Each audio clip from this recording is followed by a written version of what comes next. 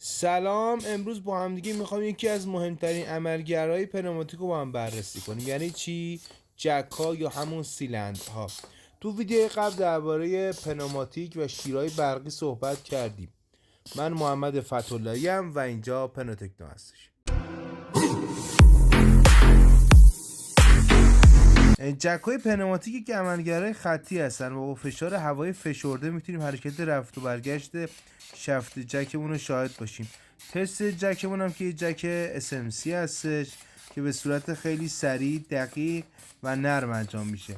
عزیزان، جک های پنوماتیک انواع مختلفی دارن.